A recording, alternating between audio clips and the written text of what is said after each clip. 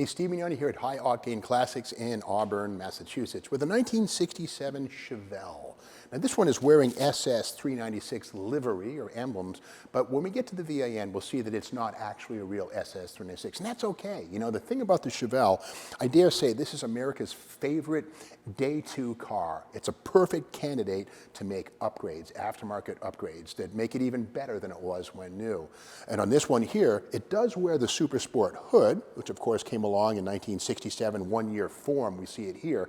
And like most 60s muscle cars, the Chevelle hood in Super Sport form doesn't do anything except one thing: sold cars. Now there's no vents, doesn't do anything, but again, it's a great looking hood. The double humps here looks muscular. The vents, again, it's all for appearance, but that's fine. These things sold really well. And of course, like all muscle cars, the brag tag on the front fender, 396 turbo jet. In a mid-size car, you gotta remember, it was a big deal to have a 396 big block in a mid-size Chevelle. The Chevelle, of course, being the mid-size Chevy, the Caprice, the Impala, the Biscayne, the Chevelle, the Nova, Camaro, etc. So the Chevelle was a mid-size car with a full-sized engine. But again, for day two mods, then or now, great additions include things like disc brakes from Willwood up front, which are lighter and made of aluminum, the calipers, versus the cast iron Moraine stuff from the factory in '67. Big 18-inch wheels up front, intro wheels, billet aluminum with big tires that weren't even a dream back in 1967. But the classic lines of the Chevelle body, you don't need to manipulate those. They're perfect as they are, right down to the flying buttress B-pillar right here. What's a flying buttress? Well, it's an architectural term that refers to a flying wing. If you look here, you'll see sort of a semi-tunneled backlight. But again, the flying buttress effect right here. And I got to say, the '68 Dodge Charger took a look at this and made it a little bigger. So Detroit, quite often, one make would look at the next, they play a little game of hopscotch. But again, with the Super Sport, we see on this one, the tail's blacked out, SS 396, logo in the back. And again, muscle cars and modified Chevelles go hand in hand. But how do we know if it's really an SS 396? Well, for that, we go to the VIN. We can see on this Chevelle's VIN, it begins with a 136, which tells us it was born with a V8, but to be a true SS 396, we'd have to see 138. So this is a classic day two tribute to an SS 396. There's nothing wrong with that. You got to remember that Chevelles, even SS 396s, were rarely left stock for more than a day or two when they were new, and even now. So there's nothing wrong with adding upgrades to them.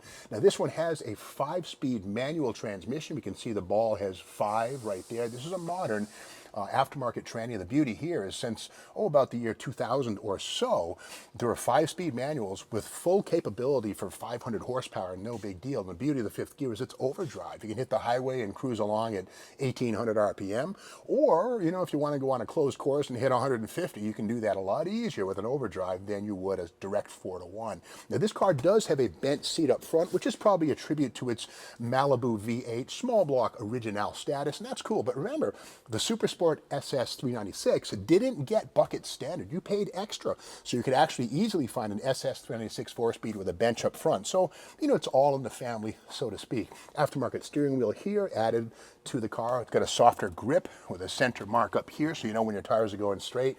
And again, just classic, I would call it a clothes horse, basically a thing that's meant to be improved upon with bolt-on goodies and how in this case. Looks great.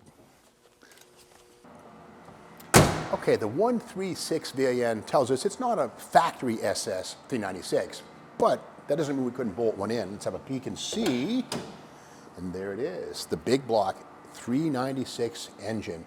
And the beauty is, you know, these bolt right in. The motor mounts are very similar to a small block. It doesn't take much effort at all to plug in the big block where it should have been all along, if you ask me.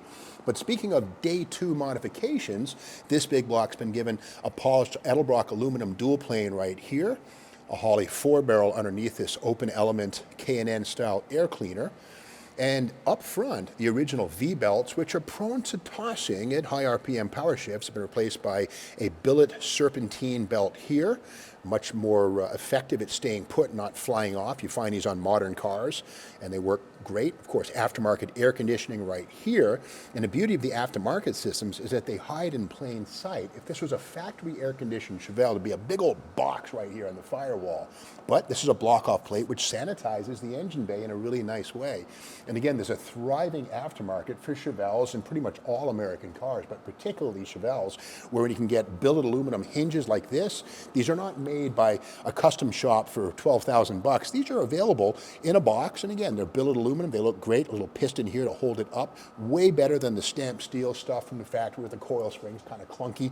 And of course, functional goodies include aluminum radiators like this thing right here, which keep that big block cool on the cruise or the open road, you choose. But again, we go back to the cowl tag, and like the VIN, we see 136 right there, which tells us this car was born probably as a 327, just a regular Malibu, but that's okay. That was then. This is now big block power and a 5-speed manual transmission.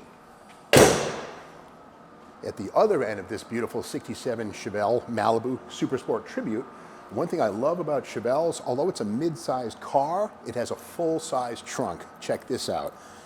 Pop the trunk open, and look how big that is. I like to use the term voluminous, but there it is, massive. You could certainly put, I don't know, 5 or 6 suitcases in there with no problem at all.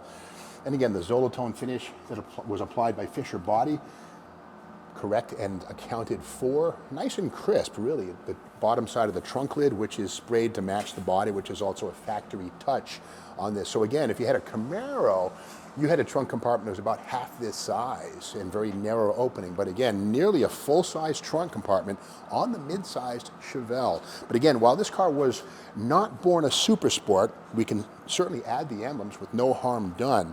But again, we can do better. Disc brakes in the back. The originals would have been a 9.5-inch drum. Yes, even on the 396, the same 9.5-inch drum brake used on 6-cylinder cars was used. So, you know, there's always room for improvement.